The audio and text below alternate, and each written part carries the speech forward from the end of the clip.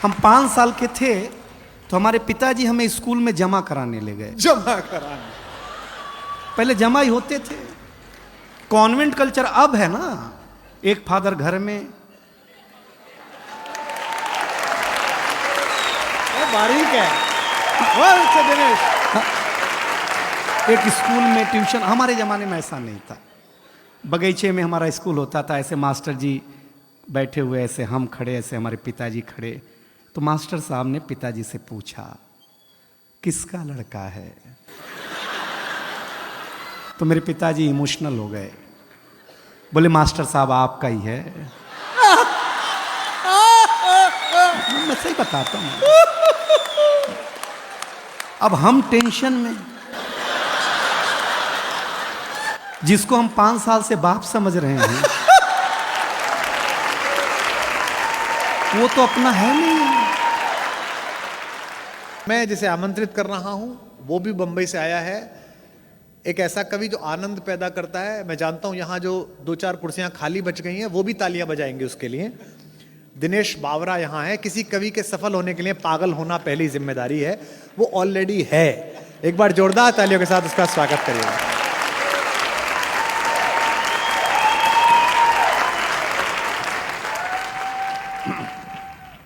Mic वाला नहीं आएगा, खुद को ही करना पड़ेगा।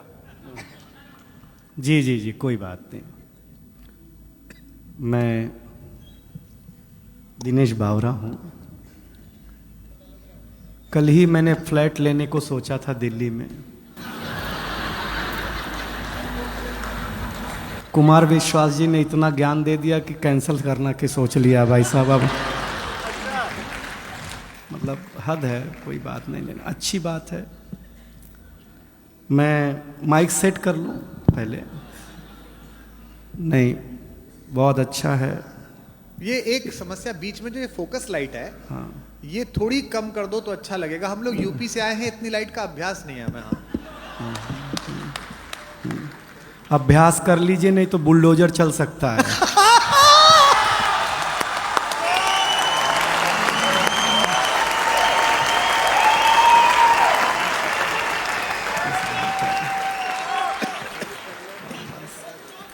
हाँ, बस बस समझिएगा, देखिएगा मैं भी ज़्यादा समय आपके बीच नहीं रहूँगा।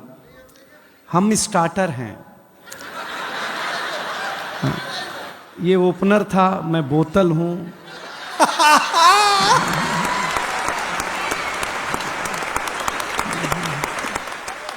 ये प्लेट हैं, ऐसे ही है सब मामला। और इतने ये सारे लोग इसलिए हैं क्योंकि हमारे बीच रौनक है, इसलिए हम लोग आपके बीच हैं।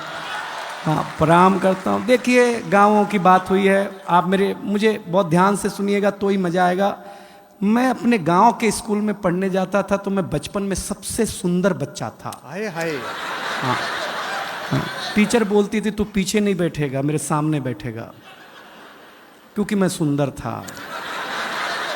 हाँ, मैं सामने बिठाया जाता था, लेकिन मुझे अच्छा लगा। देखिए, यहाँ लड़कियाँ हैं, महिलाएं हैं, सब हैं, लेकिन हम पुरुष बहुत नीट क्लीन में बिलीव करते हैं। अच्छा, हम स्वच्छता में भरोसा करते हैं। हाँ। बिलीव नहीं हो तो एक बात सुनो, हम पुरुष लोग नाई की दुकान में बाल कटा करके आते हैं, आकर के तुरंत नहाते हैं।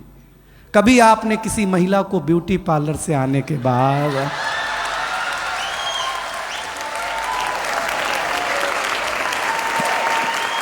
अगर मुंह धोते हुए भी देखा हो?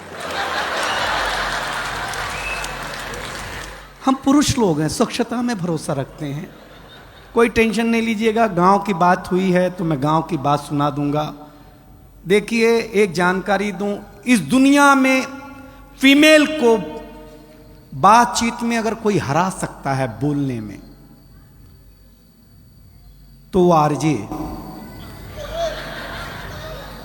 महिलाओं से भी ज्यादा बोलने का काम अगर कोई करता है। और फीमेल आरजे को तो एक सुविधा है कि वो बिना मेकअप के भी ड्यूटी पे जा सकती हैं। बोलना ही है ना भाई, उसमें क्या बात है यार। लेकिन बहुत ताली वाली मत बजाइए, इज्जतदार घराने के लोग हैं आप, कोई टेंशन लेना मत। मैं बहुत जल्दी शुरू, देखिए हम 5 साल के थे। नहीं मत बजाओ, कहाँ चिंता कर रहे हो, हम कर रहे हैं। हम 5 साल के थे तो हमारे पिताजी हमें स्कूल में जमा कराने ले गए। जमा कराने, पहले जमा ही होते थे, कॉन्वेंट कल्चर अब है ना, एक फादर घर में। बारीक है वो दिनेश। एक स्कूल में ट्यूशन, हमारे जमाने में ऐसा नहीं था। बगीचे में हमारा स्कूल होता था, ऐसे मास्टर जी बैठे हुए, ऐसे हम खड़े, ऐसे हमारे पिताजी खड़े। तो मास्टर साहब ने पिताजी से पूछा किसका लड़का है? तो मेरे पिताजी इमोशनल हो गए, बोले मास्टर साहब आपका ही है। मैं सही बताता हूं, अब हम टेंशन में, जिसको हम 5 साल से बाप समझ रहे हैं वो तो अपना है नहीं। सही बता रहे हैं आपको। मास्टर ने पहले दिन ही ब्लैक बोर्ड पे लिखा हिंदी, हिंदी के बगल में एक बिंदी लगाई। हमने मास्टर से पूछा ये बिंदी क्या है? बोले अनुस्वार है। हमने कहा सर रविवार सुना, सोमवार सुना, मंगलवार सुना, ये अनुस्वार? बोले ये हिंदी का श्रृंगार है। हम घर आए तो हमारी चाची ने बड़ा सा अनुस्वार लगा रखा था। हमने चाची से पूछा ये क्या है? चाची ने बोला बेटा ये चाचा हैं। हमने कहा चाचा है? हम कंफर्म करने के लिए भाभी के पास गए। हमने कहा भाभी ये कौन है? बोले बाबू ये भैया हैं। मैडम हमारा माथा खराब हो गया। हम शाम को वॉश बेसिन में मुंह धो रहे थे तो देखा चाचा नल की टोंटी से चिटका हुआ है।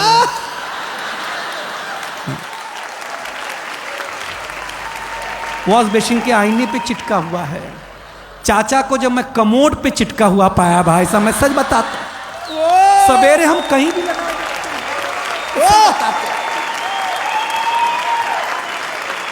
ये हमारी क्या मार्केट वैल्यू है यार। कुमार विश्वास जी हमें पहली बार अमेरिका ले गए, फर्स्ट टाइम। हमको अंग्रेजी उतनी ही आती है जितनी लालू जी को आती थी। हम गए तो अमेरिका एयरपोर्ट इतना बड़ा, हम घूमने में थक गए तो डॉक्टर साहब आए, बोले दिनेश थक गए हो, जाओ पानी पी लो। हम पानी पीने गए एयरपोर्ट पे, हमको नल ही नहीं समझ में आया, इसमें पीना कैसे है। तो डॉक्टर साहब आए, पीएचडी हैं, बोले हाँ एयरपोर्ट है, अमेरिका है, टेक्नोलॉजी का देश है, ऐसे बटन दबाओ ऐसे पानी आएगा, पी लेना। रौनक भाई हमने बटन दबाया, पानी आया, कुत्ते जैसा पानी पिया भाई साहब, मैं सही बताता हूँ आप लोग। ताली बजा दो यार, मैं मजाक नहीं कर रहा, आपका आनंद लगा। कुत्ते जैसा भाई साहब, 1 मिनट में कुत्ता बना दिया उसने। हमने कहा आज तो इसकी छुट्टी, दोस्ती कर ली हमने। जिसने कुत्ता बनाया था वहां के एक आदमी से, वो हमारे गांव आया, हम तुलसी माता के पास ले गए। हमने कहा ये हमारी अम्मा है। उसने तुलसी माता के पौधे को उखाड़ा, पत्ते पत्ते अलग कर दिए, बोले ये तुम्हारी अम्मा। हमारे भीतर का नोएडा जगह, हम उसको एक खुजली के पेड़ के पास ले गए। हमने कहा पिताजी से मिलो। उसने पिताजी को उखाड़ा, पिताजी ने ऐसा कार्यक्रम दिखाया, उसके बाद से ही सारे अंग्रेज लाल पैदा होने लग गए, पहले काले पैदा हुआ करते थे। हम सच बताते हैं आप लोगों को। लेकिन ये रेड एफएम, अभी तक तो मैंने आपके चेहरे पर मुस्कुराहट बांटने की कोशिश की है, लेकिन मैं इस महफिल को जवान करना चाहता हूं। देखिए नौजवानों, मेरी एक सलाह मानना, हमेशा लव मैरिज करो, लव मैरिज। क्योंकि लव मैरिज और अरेंज मैरिज में एक डिफरेंस है। लव मैरिज में अपने ही गर्लफ्रेंड से शादी होती है,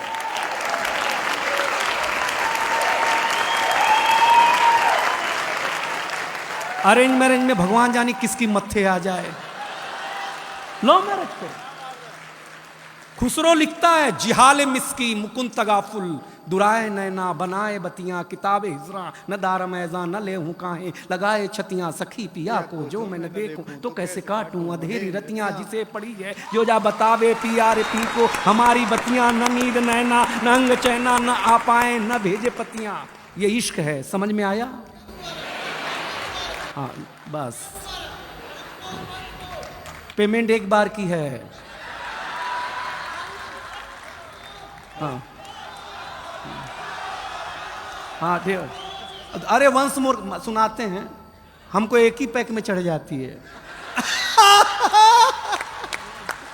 देखिए आप मेरे लायक हो रहे हैं, लेकिन हुए नहीं है, क्योंकि ये कविता का रंग जब हरिवंश राय बच्चन की कलम में उतरा तो उन्होंने लिखा, रंग बरसे भीगे चुनर वाली। ये रंग आस्था की चौखट पर आया तो मीरा ने गाया, श्याम पिया मोरी रंग दे चुनरिया, ऐसी रंग दे कि रंग ना ही छूटे रामा, धोबिया धोए चाहे सारी उमरिया। ये रंग फिल्मी पर्दे पर आया तो सुनील दत्त साहब ने कहा कि रंग और नूर की बारात किसे पेश करूं, ये मुरादों की हंसी रात किसे पेश करूं। ये रंग शायरी में आया तो शायर ने लिखा, इसी रंग रंग में रंग है, तुझे रंग रंग में रंग दिया, मेरा रंग आया है रंग पर, तेरा रंग चढ़ के उतर गया। ये रंग कविता में आया तो कवि ने लिखा, इस रंग बदलती दुनिया में मैं रंग बेचता हूं। और ये रंग जब 18 साल के नौजवान के सर चढ़ करके बोला तो गली गली में भगत सिंह ने गाया, मेरा रंग दे बसंती चोला माए।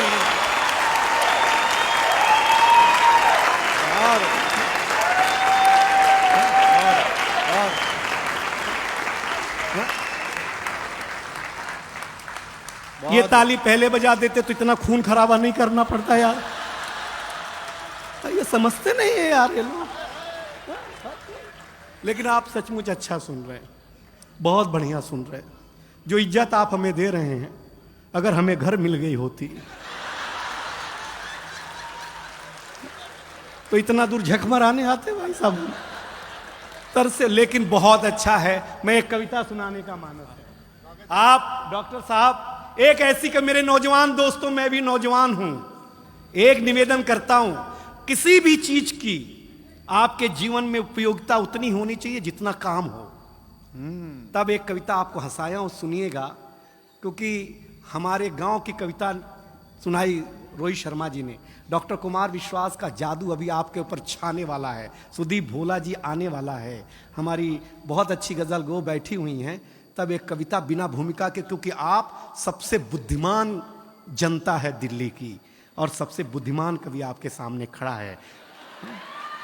इन दोनों के बीच में मैं क्लास टीचर की भूमिका नहीं निभाना चाहता, हम दोनों बराबरी के हैं। तब कविता शुरू करना चाहता हूं। सूरज तेजी से ढल रहा है, रेड एफएम के श्रोताओं, दिल्ली वालों, सूरज सुन लेना। अब तक मैंने आपको कोलाहल में सुनाया, अब मैं आपको पिन ड्रॉप साइलेंट में देखना चाहता हूं, क्या सुनते हैं कविता। सूरज तेजी से ढल रहा है, जमाना रोज बदल रहा है। एक फकीर ने टीवी पे प्रवचन देते हुए कहा कि अगर आप मोह माया से दूर रहना चाहते हैं तो मुझे लाइक कीजिए और साथ में मेरा यूट्यूब चैनल सब्सक्राइब कीजिए। सूरज तेजी से ढल रहा है, जमाना रोज बदल रहा है। एक संत ने टीवी पे प्रवचन देते हुए कहा कि अगर आप मोह माया से दूर रहना चाहते हैं तो मुझे लाइक कीजिए, साथ में मेरा यूट्यूब चैनल सब्सक्राइब कीजिए। आज नहीं तो कल होना चाहता है, हर कोई वायरल होना चाहता है। पहले मेरा बच्चा घर से बाहर जाता था तो मेरा जी घबराता था, घड़ी पे नजर रहती थी, समय पे नहीं आता था तो मैं पड़ोस में पूछने चला जाता था। लेकिन अब मैं लाचार हूँ, बेकार हूँ, क्योंकि खुद के ऊपर खुद का बस नहीं चल रहा है। मेरी आंखों के सामने मोबाइल मेरे बच्चे को निगल रहा है। मैं ताली मांगूंगा नहीं कि मैं कर्तव्य निभा रहा हूं, मोबाइल मेरे बच्चे को निगल रहा है। न मैं चिल्ला रहा हूं, न किसी को बुला रहा हूं। इस घटना ने मुझे परेशान कर दिया है। अभी मैंने अपने बच्चे का बचपन देखा भी नहीं कि इस मोबाइल की दुनिया ने उसे जवान कर दिया है। ये मोबाइल बिल्कुल नहीं मांगूंगा पीछे वालों कविता, आपके घर की त्रासदी गा रहा हो तो त्रासदी की पीड़ा मेरे तक पहुंचाना। ये मोबाइल जिसका भी आविष्कार है उसका सम्मान है, क्योंकि इसका हमारे जीवन में बड़ा योगदान है। लेकिन इसके भीतर के कुछ आविष्कारों ने हमें भोगी बना दिया है। शरीर तो शरीर, मनोरोगी बना दिया है। इसने हमारा सुकून छीना है। एक पंक्ति पढ़ रहा हूं आपके चौखट के भीतर के परिवार में, अगर घटता हो तो बताना। इसने हमारा सुकून छीना है, इसने हमारा सुकून छीना है, हमारा साकार छीना है। इसने हमारा सुकून छीना है, हमारा संस्कार छीना है। एक साथ बैठ करके बतियाने वाला परिवार छीना है। इसने छीना है नई किताब की सुगंध को। इसने छीना है नई किताब की सुगंध को, इसने छीन लिया है निमंत्रण पत्र पर हल्दी की गंध को। वाह वाह इसने छीन लिया डॉक्टर साहब निमंत्रण पत्र पर हल्दी की गंध को। इसने घूंघट छीना है, हर रात छीना है, चैट की आड़ में संवाद छीना है। पढ़े लिखे लोगों जरी दो पंक्ति समझ जाना तो बताना, चैट की आड़ में संवाद छीना है। आप कहेंगे कि ये सब नुक्ता चीनी है, लेकिन भाई साहब कलेजे पे हाथ रख करके सोचेंगे तो कलेजा फट जाएगा, क्योंकि इसने आपके जीवन जीने का आधार अर्थात उत्सुकता छीनी है। इस दुनिया ने, अगली पंक्ति आ रही है, संभाले रेड एफएम की जनता, इस दुनिया ने कुछ अजीब सा परोसा है। आज हमें गुरु से ज्यादा गूगल पे भरोसा है। आज हमें गुरु से ज्यादा गूगल पे भरोसा है। गूगल पे भरोसा, ये जो विज्ञान है इसके पास शरीर के रोगों का समाधान है, ना आत्मा का नाद है, न सुकून की बोली है। सुलाने के लिए तो बहुत कुछ है इसके पास, लेकिन जगाने के लिए नहीं, एक छोटी सी गोली है।